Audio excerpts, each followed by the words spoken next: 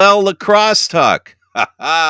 What do you know? We're using our old technology, our telephone, but we've got Thomas here. Thomas Hogarth is, of course, with the Rochester Nighthawks and the Peterborough Lakers. So when we talk about players, this guy understands what it's like to be a lacrosse player. It almost seems 365 days of the year. So for Gary Grube and now Thomas Hogarth, I welcome you to the program. And Thomas, our first question is always, what got you started? What made you pick up a stick? What made me pick up a stick was when I was younger. My parents wanted me to play sport during the summer. I played hockey during the winter, so during the summer they wanted to keep me busy and active. I think they chose the cross. I know my older brother started before I did, and then they ended up passing it down to me, and I just stuck with it. Now, as far as being a player is concerned, when did you feel you had a really good aptitude to this, or was it because you felt you were good at it that you continued playing? I was just playing just for the love of the game off the start. I know I feel like I didn't take off. And then it just the rest is history, as they say.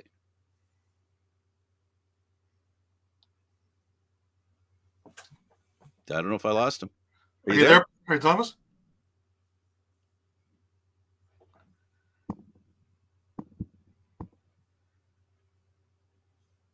Thomas, you there? The phone's on. Well, we can try and recall. Okay, I'll do that. I got to take it off here, and then I'll do that. Go ahead, Gary. Why don't you give us a little background from your perspective of who he is while I handle this part? Sure. Well, Thomas, he started his career. He was drafted 20th overall in 2016 by the Georgia Swarm. Made the practice squad. Never played for them. He actually was cut. I think for missing a practice. We'll get him to clarify on that one.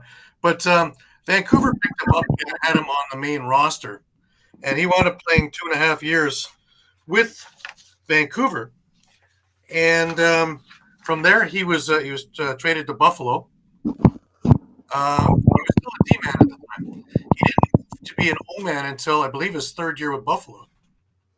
And in that year, he broke out as an offensive player.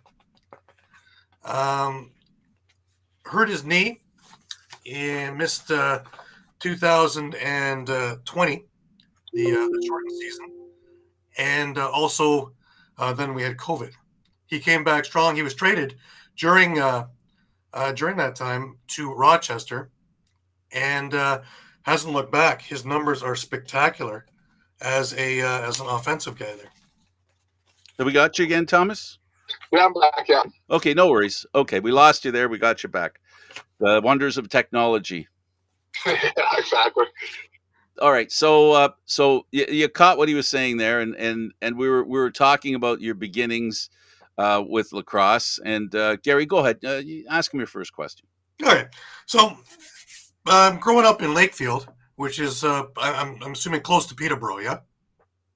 Yeah, it's just like 15 minutes out of town, so okay. It's kind of just on the outskirts of Peterborough, like in the country. Right. So playing, I guess, hockey and lacrosse out there, you had to go into Peterborough to play, right? So hockey, we had a C division in Lakefield, which I ended up playing for a couple of years, and then I went into Peterborough and played AAA for a little bit, and then went back. But for lacrosse, there was not enough kids out in Lakefield to play lacrosse, and we all went into Peterborough to play. So that was the only area I could play lacrosse at the time. Right, and it's a town where everybody knows everybody, right? Oh, exactly. I think I had 200 kids in my high school, if that.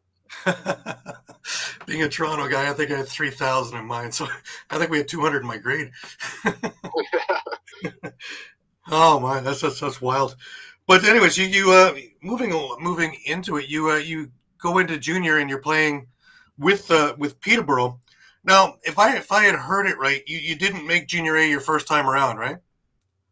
No, I actually got cut my first year. I tried it for offense actually, and I ended up getting cut, and I made junior C. I was going to play junior B in Clarington, but it was kind of just a long drive, and I didn't have my license at the time, so my parents didn't want to do all that driving. So I just stuck to Peterborough and played junior C. Right. And eventually you got on as a D-man, right? Oh yeah, I got on. I started playing junior A. I actually tore my ACL in junior C in my last couple games in playoffs, which kind of set me back for a year because I had to wait for my growth plate to stop growing. So I missed like a year and a half of lacrosse because I had to wait to stop growing so they could do the surgery on me. Oh wow! So you play as a D-man in Peterborough from 14 to 16. You get traded to Orangeville, and over there you became an O-man, right? You became an offensive guy. Yeah, so I ended up playing a little bit of offense in Peterborough my last year before I got traded. So I'd play defense and run all the way down there and play offense as well. And then when I went to Orangeville, the defense, we had a strong defense back there and a lot of guys we could trust. So I think they just wanted me to play straight offense and kind of open guys up. Right. Now, here's my question, because we've had a lot of guys on the show, both from Peterborough and from Orangeville, and it's been the most important thing in their careers actually playing for those teams, even more than starting in the NLL. The programs themselves are tops. What differentiates the two, do you think? Because you've played for both.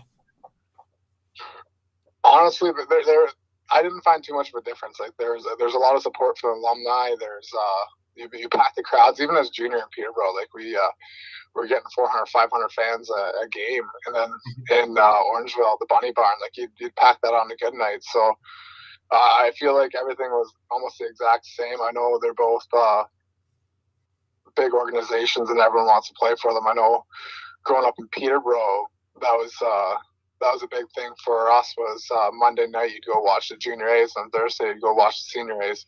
So playing for like the junior A's was definitely a great experience, and I do cherish it. And then going to Orangeville was you don't realize how important other teams are, right? You only worry about like where your hometown is. So playing for Orangeville and seeing like all the support from the fans and the alumni and everything, it was just great to see. And it was just as soon as I got there, it was all open arms, and it kind of helped moving over there with Matt Gilray as well, who was part of the trade as well. And right. actually, so far, I bet you every team we've played on, we were on the same team. Even in NLL, Peterborough senior, he was in Buffalo. He got drafted to Buffalo, and then I got traded to Buffalo, and then I got traded to Rochester, and then he ended up getting traded probably like a month later. So we seem to stick together, and he's actually my roommate as well. So it works out. That's very. When you look at where you played, you went from Peterborough to Orangeville. You're talking about two pretty heavy hotbeds for lacrosse. You didn't feel any different playing there, right? As far as the crowds are concerned, it was very exciting. Were you surprised at the reception that you received? Oh, I honestly didn't know what I was expecting because like, there's so much hate between Peterborough and Orangeville when you play each other, right? Usually we have like a big brawl or something. So I wasn't sure how I was going to get welcomed in there, but they welcomed me in there with open arms. I think the only difference I found was the rink. The size of the NEM Center is massive, and then you go to the Bunny Barn, it's tiny. Right. And it's just the heat too. Like Peterborough, we have AC, and then Orangeville, it's just a hot box, right? That's why it's called the Bunny Barn. You're just sweating nonstop. I feel like I lost like 10, 15 pounds just the 2 months I played there. Yeah, I think you witnessed the reason why the games are so hard between the two. Oh, 100%. The fans are the same in both towns. I guess the rinks are a little different, but the excitement behind the game of lacrosse, it's wonderful. Thanks for answering that question for me. I'm sure Gary has more questions. Mm-hmm. Yeah, well, that run was an excellent run by Orangeville and a heartbreaker at the end. Overtime in Minto, yeah. Yeah, we ended up losing, I think 6-5, 5-4. I don't know. It was our series against them was so low scoring. Like they had Del Bianco, we had Nolan Clayton, and he was playing well at the time. So it was just it was a goalie affair basically. Like them just squaring off. I know in the end, I did get stopped by Del Bianco with like 5 seconds left to tie, and I still think of it to this day. Well, four-man cups will help erase some of that memory, but we'll get to that in a bit. You get drafted 20th overall by Georgia, made the practice squad, and then you have an interesting story how you found out you weren't with Georgia anymore. Yeah, I ended up watching the game. Like I think it was New Year's, and it was just like they released me, and like they announced it before the game. So I never really got a call at that time from Georgia before. I don't know if it was just at the spur of the moment for them, but yeah, I guess they forgot to call me, but they did end up calling me maybe like a week later just to let me know. But I already found out through Twitter and the social media and everything. Right. So you're sitting at home and you get a couple of offers, and Vancouver's the one that calls you and says that they'll put you on the roster.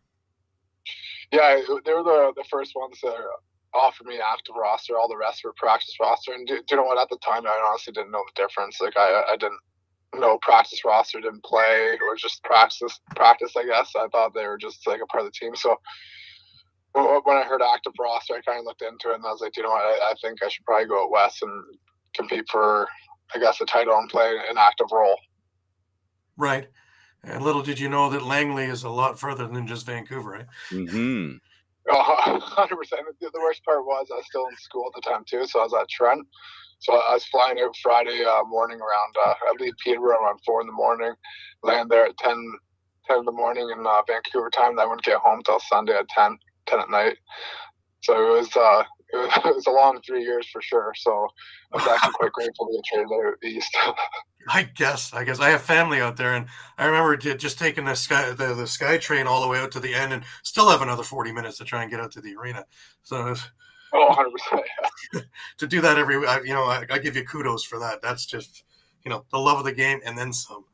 And on top of that, Vancouver was rebuilding, right? Yeah. To make it even worse, is like they had their championship runs before you got there, and this was the rebuild.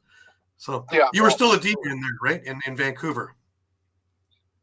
It was we still had like some great players though. We had like Reese Dodge, Shaw Smallsy, Logan Schuss. I know Durston was there when I got there. And then we had the defense as well. We had like Matt Beers, Hodgson played when I was there. He was a great captain. O'Doherty, like we just had like a lot of veteran players that I was able to learn from, and I do think that helped me with my game. Was just learning from like the veteran defensemen out there. I know Hodgson took me aside a lot and helped me with my defensive game, and then just watching like Reese Dutch shoot a ball, it was just incredible. Like watching him put the ball in the back of the net, the way he shot, different release points, even like Logan Schuss, like he could shoot a ball too. And obviously, everyone knows about Corey Small, that guy's just a natural goal scorer. Right. Now, you get traded from Vancouver, I believe it's a one-on-one thing for Pat Saunders, right? To Buffalo. Yeah, it was just 1-for-1, yeah. So you go on to another team. Now you're on a juggernaut, because Buffalo is just raring to go at that point. They make it to the finals your first year, and you run into Kristen Del Bianco again. Yeah, so I think my first year I got there, I think we got beat out in the semis, I think. I don't know if we made it to Okay, yeah. the final. 2018. Yeah, so I played defense my first year when I got there, and then kind of like my second year, they gave me like an opportunity during training camp to play a little bit of offense and then a little bit of defense. It was shortly after a Man Cup win, and I was playing more offensive for Peterborough, so I think they wanted to see what I could do. I know when Peterborough started to open up Sean Evans a little bit more, so they thought maybe I could do the same for Dane, and it ended up working out for us as well. And then we ended up picking Shawnee up as well, so that chemistry was there. And then, we ended up running back into Del Bianco as well. And like he played great for like the whole series. And even this year, he's playing outstanding. Absolutely. Now, let's talk a bit about you get hurt, your knee again, and you're out for the 2020 shortened season, and then COVID hits, and you're out. Well, obviously, everybody's out for 2021. It actually worked to your benefit, I guess, in rehab. To a certain extent, yeah, for sure. I know we had difficulties finding the right doctor. I know we had a doctor in Rochester that we were talking to. We didn't feel comfortable with him, and then we ended up going with Dr. Raw in Buffalo, who was the Buffalo doctor actually, and he did a great job on my knee. But after that, I started doing rehab in the Peterborough area with Kevin Hickey, who's the trainer for the Lakers. So I did all my physio with him, but halfway through, that's when COVID hit. So I wasn't able to go into the clinic anymore. So I had to set up my laptop at home, and then we do physio through a laptop for about 4 Wow. months. And well, at least one good thing is that when everything was lifted and you're able to go back now with Rochester, that there was no restraints. You had rehabbed, you're ready. There wouldn't be any question about your knee. No, yeah, so it actually worked out in my favor. I feel like I was gonna rush it because I wanted to come back for the end of that season before COVID. So I was that was the plan for us, was to work towards that. So it would have been 9 months right in the dock for me to step back on the floor. But then with COVID, it kind of worked out for me because I was able to take that extra year. I was able to build more muscle in my legs, run a little bit more, and just build more confidence in my knee. Right. Now, with this trade from Buffalo to Rochester, this was more of a blockbuster kind of a deal because Dan Lintner, Frank Brown, 4th-round pick, go to Buffalo. You, Dallas Bridle, and a second and 3rd-round pick come to Rochester. So Rochester's tinkering around with the new expansion team and trying to right the ship, so to speak. And you were a big part of that, I would say. Yeah, so I actually got traded like 2 weeks after surgery. So it was I didn't expect it. I know it was kind of like a blind side to me, but I know Buffalo was going for the win that year, and I know Rochester wanted me pretty badly at the time. So it was I know Dan Carey was pushing for me, so that's why I was a part of the trade. But I feel like it was good for my career and able to have more of a role in Rochester right now, which is a little bit better for me. Well, yeah, it must be like old home week because you got Mike Hazen behind the bench, who's your Peterborough coach. You got Dan Carey. You've got, I think it's 9 Lakers altogether on the Nighthawks. So it's a pretty good chemistry, I would say. 100%. I know as soon as I got traded there, it was Dan Carey from Peterborough, so he gave me a call, and we had a good conversation. And then my Hazer phoned me right after. So it was a great feeling to go to. Definitely to people I know, and then even with the players as well, like playing with Holden Katoni, Turner Evans, and all those guys from Peterborough. It was a good transition, especially for roadies now. So that there's 5 of us in the car now going down to Rochester. So we tend to have a good time. Mm-hmm. So, do you stick around after the game, or do you try and get back the same night? That's a long drive. You know what? We actually probably 80% of the time we come home. We usually get home around 2:00. The geography tells me that it would be great if you had a nice little speedboat to go from. Yeah. Right. On a clear day, you can actually look across and see Rochester across Exactly. Lake Ontario. Exactly, and then you have to drive half around Lake Ontario. So yeah, it's a tough ride. I just wanted to throw that in because I love boats. What can I say? Oh yeah. All right. Well, before I get into this year's Nighthawks team, I want to talk a bit about the MSL and your career at Peterborough. Your entire career so far has been with Peterborough, and with that comes 4-man cups. Is there a favorite one of those 4? It's I know they're all special. And this last one, I was up in the alumni box watching with all the guys, and it was just spectacular. Especially that last game and heading into the 3rd period, tied up, was just wow.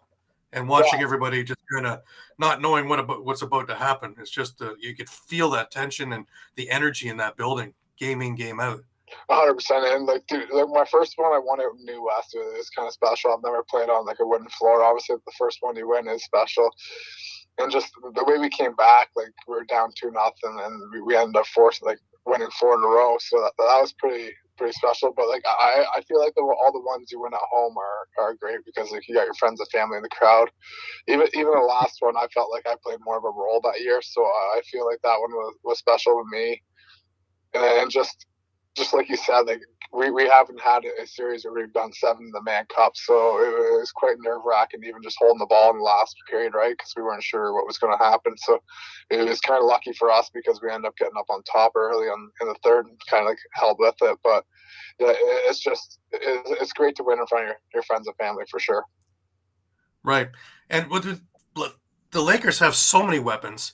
You were such a big part of that season. You regular season 30 points, playoffs 17, Man Cup 6 goals, 5 assists. You were a huge part of that win, as well as being a big body and setting great picks and allowing Katoni and guys like that to fire those lasers and howitzers from the outside. So the whole chemistry worked very, very well from what I could see up in the box. Yeah, in Peterborough, it's basically like an all-star team. Like we got so much firepower up front. So like if one person's not going off that night, someone else is. Like we have Vitarelli, Small, Mark Matthews, Katoni, Turner Evans, Sean Evans, even like Joe Rezateris is a big pickup for us as well. That guy has been lights out lately, and he can shoot a ball as well. Even like the younger guys as well, like even Austin Hazen stepping in, like he played a good role for us as well. Like he was opening up guys, and he was scoring when he could. So I feel like it was just we were just clicking, and it's hard to coach a team like that, right? When everyone's so talented. So like TK did a great job. He gave us a couple plays, but like usually it was just us like free balling out there, and it felt like playing in the backyard. Actually, that just you get wide open. Next thing you know, the ball's in your stick, and like you didn't even know the pass is there yet. Right. That's the chemistry of everything there, yeah. And you're talking about Austin Hazen. I watched him as a junior because I had a lot to do with the Brampton organization, and that kid from the time he was small, just like Jeff Teat, Clark Peterson, those guys, just they have that it factor, and he's going to be a huge success in the NLL as well, I think. 100%. Like he's you can tell he's growing as a player right now. He's definitely taken a step back right now and learning lots from all the guys in Rochester, and he's rolling with it. He's playing well. He's even he plays a big factor for us. He's a big body out there, and he's able to do a lot of picks for us. And he's doing all the small things right now, and it's working out for him. Right. And even in the series, in his last series, Matt Vince played fantastic. But there was kind of a goalie by committee throughout the season because you have Mike Poulin in there. You even had Deacon Knott as a backup for a game or two. Yeah, that's the best thing with Peterborough, right? We're so deep. Like if one goalie gets hurt, we have another one lined up. But even we have Pooley, Bucky, and then Vino. So like those are 3 good goalies right there. And Bucky carried us like most of the year. Ended up getting hurt, and then Vino stepped in. And then we had Poole in there who could play at any time. We even have Landon Kells. Like it's wild who we have. Like Drew Hutchison, Deacon Knott. Like our goalies are very deep right now, which is very well for us. Yeah, for that push for 5 that Paul Day is already, making sure that we all hear. No pressure, right? No pressure. Yeah, no pressure. Now, I want to talk just a bit about the MSL in general because there's so much drama in that league that every time they seem to turn a corner, it seems they step on their own toes. What's your take on the stuff that's going on, or is it just just play when you're told to play and that's it? Honestly, being in Peterborough, like we don't worry too much about it. Like we just worry about like us and like when we play. I honestly don't even know what's going on in Brampton and Owen Sound. It's just more we're just worrying about we're worrying about us. We don't we can't predict that, right? So we're just worrying about us and doing what we can do. Sure. Now, the one thing that I noticed because I was up, especially last year, to a number of Lakers games, is the city stops game day. Everything is about the Lakers. You go into the bars and you have the legends in the bars, and it's great to sit around and talk with Johnny Davis or John Grant Sr. And just the tradition is just it oozes out of Peterborough, heading even towards the game. Not even talking about being in the arena. Just that culture. Yeah, like Peterborough's a great town. Like you said, it's a big hotbed, and like they love us there. It's we even got some murals on buses going around town and everything. I think Shawnee's in the middle of all of them. I'm pretty sure, but yeah, Mhm. it's great to see because you grow up, right, and it's the every Thursday night. That's what you went to. You went to the senior A games. Like we'd even like when I was in Tyke or Pee Wee, like we practiced, and the first thing we did was carry that rink and straight to the MEM Center. So Right. it's definitely special playing for them. And like even after games, like we'll sit in the dressing room and you'll have guys come down that used to play, and you're just in awe with them. Like I know Kyle Laverty comes down all the time. We have John Grant Sr., even John Grant's there a couple times. So like there's just like a whole bunch of history in that room, right? And it's you take pride in it. Yeah, for sure. My question to you is, you talked about when you were young and you played. What was it like the first time you got called up, and now you're in the Lakers dressing room getting ready to play? It was definitely nerve wracking. I know it was my last year junior. I got called up to play defense, so it was. It's kind of right now. It's kind of a little hazy to think about it because it just happened so fast, right? I was just you get in the room and then you see guys like John Grant Jr. getting dressed, like Kyle Laverty, Sean Evans, and it's just you just think you'd never share a dressing room with them, and there you are getting ready to a game with them. So it was quite special to me, and then having friends and family there, seeing you play your first game is pretty exciting. I know a lot of people guys take pride in it. I know when people get called up, it's a big deal to play for us. When you what did it take for you to calm down and get to playing your game? Was it the first hit, first shot you took? Well, I'm usually pretty good. Like I get like nervous right till the opening draw. And as soon as my foot touches the floor, I feel like everything goes away for me, and I just focus on the game. Now the 2023 Haudenosaunee Nationals announced their roster, and you were there as an attackman. Let's talk a Yeah. bit about that. So I ended up they've had a couple tryouts. The first tryout I didn't end up going because I had a game against Toronto that night. But the second I missed as well because I had to talk with like Dan Carey and everything like that. And due to like all my injuries, like it was we didn't want to take that risk, especially like how well Rochester's doing right now. Yeah. So we didn't want me to go out there and get hurt. And I know your call is very receptive of it, and they were respected our answers. And then I just had a conversation with Lars, the head coach, and then the GM and everyone. So like I was able to sit down, have conversations with them, and tell them I was interested in playing. And then they just told me they'd get back to me, and if they tell me if I made it or not. And then I ended up making a team, which is a very great experience. It's always a humbling experience putting on an Iroquois jersey. I know I've done in 2019 at the Worlds. So I haven't played too much field in a couple of years. Like the last time was Chesapeake, which was in like 2018. So Right. I know we will have practices I'll be going to kind of get back into the rhythm of field lacrosse. But it's a great experience, and I'm looking forward to it. Right. Do you enjoy the field game, or after being in tight so much with the box game, it has to be a different mindset altogether?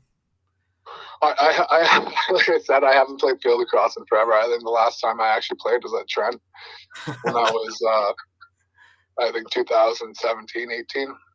So Right. it's definitely a learning curve for me, and it's going to help playing with guys like Lyle, right? He can find you anywhere. So Sure. there's a lot of talent on that team, and I feel like we have a good contending team for a championship there. Definitely. Looking at the roster, yeah, with Brendan Bomry, Kyle Jackson, Zach Miller, Tahoka, Austin Stoss, Randy Stoss. Yeah, I'd say you have a really good attack man team. Yeah. Any interest in the Olympics?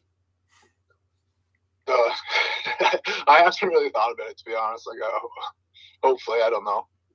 It's another different game. Sorry, Gary. Sure. Well, I was just wondering what your take is on lacrosse sixes, as opposed to just sixes. Yeah, so I was actually supposed to go out and play sixes with Iroquois, but I ended up. I think I got hurt before that, so I ended up having to pull myself from that. But it's definitely a fast game. I know I watched it, and we have guys from Peterborough playing there. Zach Courier, which he said it's a fast game. He said it's a totally different game altogether. Like it's as soon as you score, it's the ball's gone. Like it's kind of like backyard lacrosse. It's up and down transition. So it feeds into like those guys that are very very strong at transition, like Challen Rogers and all like that. So it's definitely a different game, and I do have interest in playing, and I hope to play. It's totally different. I mean, it's a shorter field, a smaller field. It makes for a really interesting difference. Even watching like the PLL sixes, it was definitely totally different what they're used to as well. It was so fast paced, and like it was just the talent comes out when you play sixes because you're so tight to the net, and that's when all the stick skills come out. Yeah, absolutely. You've been compared to Mark Matthews in your style of play. What do you figure, especially now that you've played with him in Peterborough? Would you say that you have kind of a similar game? It's kind of hard to compare someone to like Mark Matthews. Like he's such a talented player, right? He's been at the top of the league forever, so it's hard to compare my game to his. He can shoot a ball. I feel like we do have different styles, and we are similar at the same time. He has nice hands inside, so I feel like there is some similars, but like I know for myself, it's hard to compare myself to Mark. Right. Well, seeing you the way you're set up now at the top of the crease, picking up rebounds and putting it in, I don't sell yourself short. I think you have pretty good hands yourself. Working with this year's Nighthawk team, what is so different from the teams previous that everything is clicking this year? I know, of course, Hartley is spectacular in net. Like he's the real deal. I remember him winning the Minto Cup with Orangeville. But some of the other things, Connor Fields, Ryan Smith, yourself, all of a sudden everything is clicking. Yeah, I think there's just like obviously like Hartley playing in net, it's big for us. Like he's having a tremendous year. Like he's making those stops that he shouldn't have, and it's given us confidence in the back end and the front end. And last year, I know we went through a lot of growing pain, like a lot of injuries last year. So we had guys playing that first time playing first year. So it was kind of like a learning experience for a lot of guys. But we didn't get blown out of the water last year at all. Like we were 1 goal, 2 goals away from winning all the time. So I feel like it was just the confidence there of just learning. Sometimes like a saying is you got to learn to lose before you can win. So I think last year was a great learning experience for us, and then we just brought the same work ethic over to this year, and that's what the coaches preach is just work ethic, and we're working for each other. Like adding Connor Fields is a big pickup for us. The guy's getting like 8 points a game, so it's hard to shut him down. But as soon as you do shut him down, you got Holden Katoni who's going to go off, and then Ryan Smith, Niter. So it's just we built that chemistry. I know last year it was hard to build chemistry first time together. So that first year it was a lot of growing for us as an offense, and then this year adding Austin Hayes, and we even got like Vila as well, who's a young guy who's learning, and then we adding Connor Fields. It was just confidence for our offense, and then right now everything's clicking for us, and the ball's dropping for us right now, and it's we tend to score in bunches. I don't know what it is, but like as soon as we get one, I feel like the confidence grows on that bench, and we know we're going to get another one within a couple minutes. Yeah, it's tough enough to walk into a room and be the new guy, but walk into a room and everybody's a new guy. It's a little different. It's quite the challenge. You guys have done a marvelous job considering. I just want to remind people who you are. We're talking to Thomas Hogarth of the Rochester Nighthawks, and of course, our host, Gary Grube, and myself, Candid Frank. Hope you guys are enjoying the program so far, and let's get in a little deeper into your game. How do you feel your game has evolved? Gary touched on it. You were a defender. Now you're more about offense. What other things have you learned as a player? What other growth have you experienced? I feel like it's more patience with the ball. Like, soon, I used to get the ball and shoot it right away. Now it's like I get the ball and I have more confidence in myself, so I'm able to hold the ball longer, find the open guy, or even have an extra shot, or find a shot or a shooting lane. So I feel like right now it's patience with the ball. And then I find like a big part of my game is the off-ball game. A lot of guys always focus on, like, the defenders always focus on the guys who have the ball. So I feel like as soon as you learn to play off ball, it kind of goes towards your game. I know I built a lot of chemistry with Shawnee and Peterborough, and I was able to learn from him like how to get open off ball, which gave me a lot of success right now, especially in Rochester with Connor Fields and like Holden Gattoni and all the whole left side just passing the ball to me. Even the right side right now, like we have all this chemistry right now, and it's just growing, and it's just learning how to I guess get open off ball, set proper picks, and just try to get others open. As soon as you get others open, you tend to get open yourself. Yeah, so the technical side of the game is something that keeps growing for you as you move along in your career. 100%, yeah. What's it like to have someone with the experience like a Paul Dawson to be there in the dressing room as well as on the floor to steady the ship? Because again, you're talking about having a bunch of new guys trying to get it together, but having him as the captain and the guy leader, often off the floor and on the floor. It's great to have a leader like that. He seems to settle us down. Like when teams start getting on runs, like you can tell there's a little bit of panic in our on our bench, and like having a leader like that, he's able to like give us the confidence to settle down and get right back into our game. Even like having Dan Coates as well. Like Coates, he's great with that too. He's so serious all the time. So like as soon as you see a guy like that, like you tend to get serious yourself. Even at practices, like those guys are going 110%, and it makes the young guys go hard as well. And it teaches you that this is we only have one practice a week, so like, we have to make it count. So that's why they're going so hard, and you can just feed off it, and you can just tell at practice like all the effort going into them. And right now, you can tell with our record how hard we're working off, like away from the rink right now. Especially right now, there's a lot of guys working out, and that's big for us because I feel like that's a big part of our game right now. The game's growing, it's faster, it's stronger. So like it's the work you do away from the rink, and those guys preach it. One of the games that I have circled, I can't wait to see actually, is Calgary against you guys, because you guys are built pretty much the same. The goaltending are both young guys who are very, very agile, reflex goalies, heavy in transition, with a lot of scoring punch. So a game like that is one that I think would be, a great thing for the NLL to do as a showcase, just to show all the young talent as well as the excitement of the game. You think?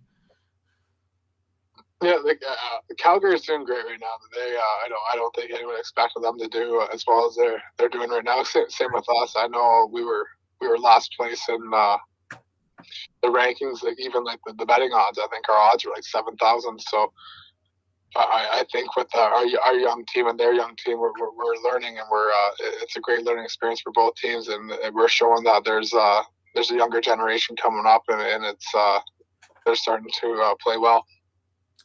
Now, we talked about the crowds in Peterborough. Now, I remember during the championship years in Rochester and getting 9,000 or 10,000 at the Blue Cross Arena, and it was one of the loudest buildings that I would go to, and my ears would be ringing for days afterwards. Obviously, during the end of the old Nighthawks and the beginning of the new Nighthawks, there was a drop off. What I noticed this year coming in is that the crowds are starting to come back, the energy's starting to come back. As a player, how does that make you feel? Yeah, even the new branding, right? There's I know that we lost a lot of fans, and then just last year with our record, and like we didn't do so good at home. I feel like we had a losing record at home, so like I don't think fans wanted to come watch us lose. So in this year we're starting to win. I think we're undefeated at home, so we give the fans a lot to cheer about, and that's just bringing more fans in. I think our last game in Rochester was a pretty close one. So right now, just the one goal games and the way our style of play, we're starting to get more interest in Rochester. So we feel like the fans are growing every game. I know off the start of the year we didn't have too many fans, and now we're starting to pack the lower bowl, and like hopefully soon we can pack the top bowl. Yeah, the crowd had a right to be a little pessimistic, right? You could understand their reticence to show up because the team was on a restart. Oh, 100%. I don't blame them at all. We were struggling last year, and then like we definitely turned a corner this year. So like to see the fans come back and starting to put more faith in us is good to see. Yeah, it's well earned, and it's a good feeling, isn't it, when you build something from nothing, literally. 100%, yeah. And that Dan Carey's done a great job with like a bunch of the trades and then like the signings. Like Brad Gillies is a big signing for us, and like, he's doing great, and that gives us more confidence in the back end. And he's starting to score in transition, so it's just a different threat for us. And just the moves we've made, it's definitely paying off for us this year. Yeah, we can't forget how deep a history Rochester has in lacrosse. So they've got the kind of support all the time, and all it takes is to have a little bit of success, and the people will be there. It must be comforting to know that when you start to play well, you knew you were going to get the fans back. You know that. Yeah, 100%. It's almost the same in every like NHL too, right? There's as soon as you start to drop off, like the fans are going away. Like just an example is like Ottawa Senators, right? Yeah, yeah. They're growing, and their fans are selling tickets for like $5 at one point now. Yeah. Now they're packing the barn again. So Yeah, it's just you guys have done a lot of hard work, man. To have a bunch of players and then start as an expansion team in an already established town. That I admire the fans there and your organization. You've done a marvelous job of basically helping the league be better, because the whole point of sending the team they sent to Nova Scotia was because they didn't want them to be a team that you can't build a fan base without having a team that plays well. That's a reality. That's a lacrosse admission. The NLL learned that a long time ago. In fact, the team that drafted you first and let you go without you knowing for a week, Georgia, same thing, right? So it's important that teams play well.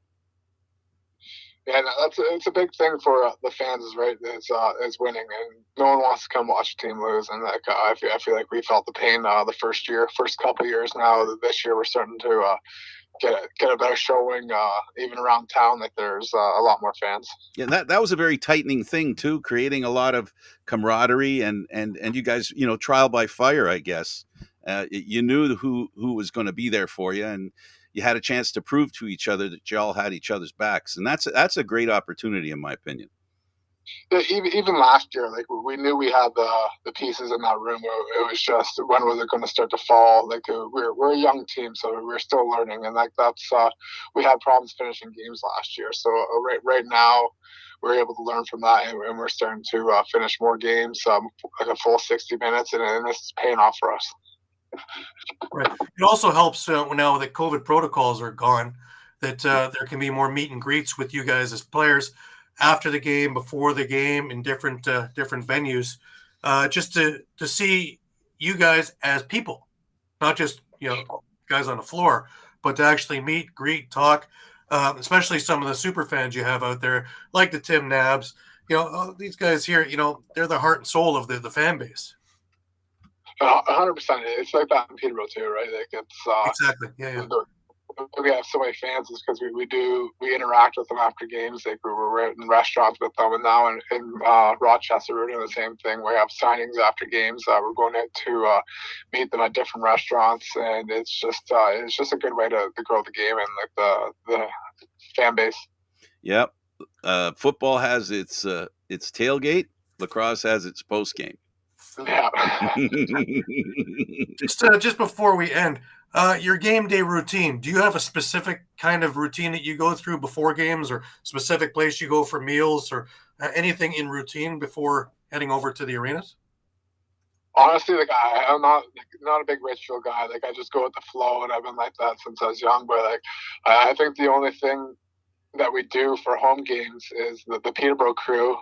We end up going to a little diner, like a little poppin' mom diner. It's called Charbroil Grill, and the boys just love it. We go in there and have a good meal, and then we're back at the hotel for a nap, and then we're going to the rink. But like other than that, like I don't have too many rituals. I think the only thing I tend to do almost every game is tape my stick on the bench before, but other than that, like I just go with the flow and whatever happens, happens. Well, I just want to thank you for taking the time midday to do this with us. It's been fantastic. I wish you the best of luck. I look forward to actually meeting you in person. I'll be at the April 8th game backstage with credentials. So I look forward to actually getting a chance to talk to you face to face. Yeah, awesome. It'd be look forward to meeting you, and thanks for having me. It's our pleasure, Thomas. A pleasure to meet you. Thanks for sharing with us your experience in lacrosse. We love sharing this with all the lacrosse folks, and I really appreciate you doing this. Without you, this show and people like you doesn't really mean anything. So it's important that we have you, and it's great that you make the time for it. Perfect. Thank you. All right. For Gary Grube and it, Gary. One thing we didn't talk about with him is, and I'm sorry we didn't get a chance to do it. Maybe next time we'll do that. But the idea of what it's like, the camaraderie that he has with the NLL, and then when he plays with the Lakers, because he ends up with a whole new set of people, right? Mm-hmm. That's one thing. Like we mentioned, though, there's 9 Lakers on the Rochester team, so you've got quite a bit of the Peterborough chemistry. That continuity, yeah, absolutely. Thanks, Gary. I really appreciate this. For Gary Grube and, of course, Thomas Hogarth of the Rochester Nighthawks and the Peterborough Lakers. I can't forget to say that. I'm Candid Frank Stanishi. Thank you for watching NLL Lacrosse Talk. See you again Thursday at 4 p.m.